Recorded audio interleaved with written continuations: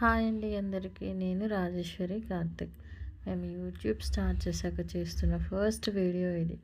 First video కాబట్టి పూజ వీడియోనే చేయాలని చెప్పి సెంటిమెంట్తో చేశాను.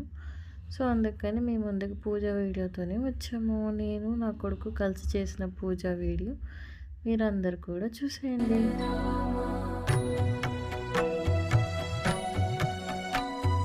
శేషతల్ప సుఖని